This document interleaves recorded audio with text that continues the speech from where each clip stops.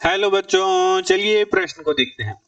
प्रश्न है हमारे पास, बताइए कि निम्नलिखित कथनों में से प्रत्येक सत्य है अथवा असत्य है। यदि कथन असत्य है तो दिए गए कथन को सही बनाकर लिखिए। प्रथम कथन है हमारे पास, यदि P बराबर हमारे पास समुच्चय है जिसके अवयव हैं M और N और Q बराबर हमारे पास समुच्चय है जिसके अवयव हैं N और M, तो P का Q के साथ जो हम कार्तीय गुणन करेंगे तो हमारे पास समुच्चय प्राप्त होगा जिनके अवयव होंगे MN NM। द्वितीय कथन हमारे पास है, यदि A और B अरिक्त समुच्चय हैं तो A का B के साथ कार्तीय युग्म XY का एक अरिक्त समुच्चय है। इस प्रकार है कि x है वह a से संबंध रखता है, a समुच्चय से संबंध रखता है, तथा y है वह b समुच्चय से संबंध रखता है। एवं तृतीय कथन हमारे पास है, यदि a हमारे पास एक समुच्चय है जिसके अवयव हैं 1 और 2 और b बराबर हमारे पास समुच्चय है जिसके अवयव हैं 3 और 4, तो a का कार्तीय गुणन b सर्वनिष्ठ रिक्त समुच्चय का मान है बराबर होगा रिक्त समुच्चय के। चलिए सर्वप्रथम हम प्रश्न के लिए मुख्य अवधारणा लिखते हैं। मुख्य अवधारणा में हम समुच्चयों का कार्तीय युग्म का अध्ययन करेंगे।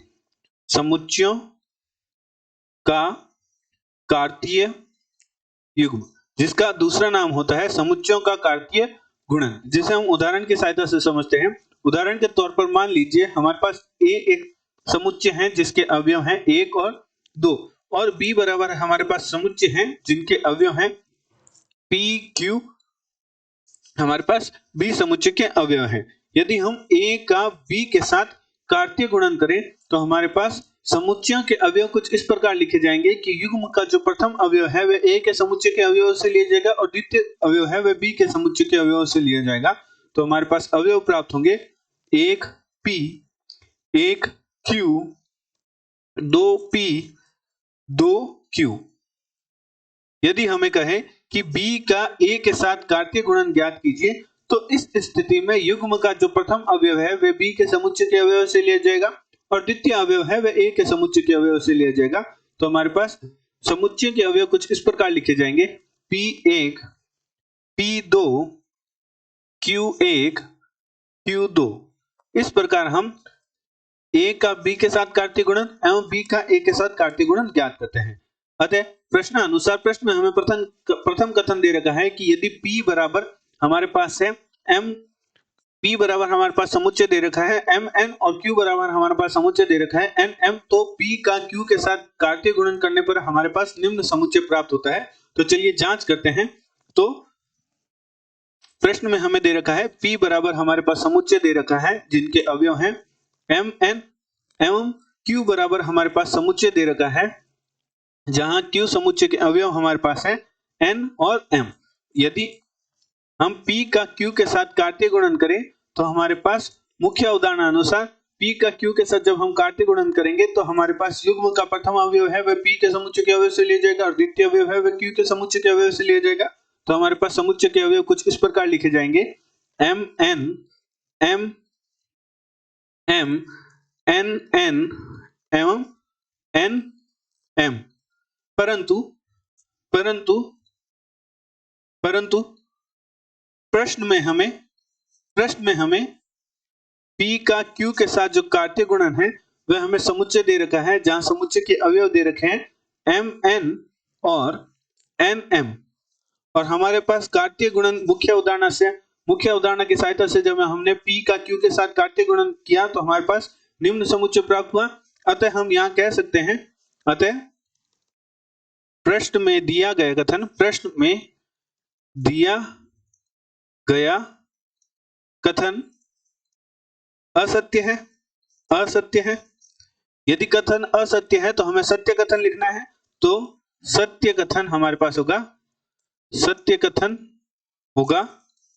कि यदि P बराबर समुच्चय MN है और Q बराबर समुच्चय NM है तो P का Q के साथ जब हम कार्तीय गुणन करेंगे तो हमारे पास समुच्चय के अवयव प्राप्त होंगे MN MM NN और NM। चलिए द्वितीय कथन को देखते हैं। तो प्रश्न में हमें द्वितीय कथन दे रखा है, यदि A और B अरिक्त समुच्चय हैं तो a का b के साथ कार्तीय युग्मों x, y का एक अरिक्त समुच्चय है इस प्रकार है कि x है वह a से संबंध रखता है तथा y है वह b के समुच्चय b के अवयवों से संबंध रखता है।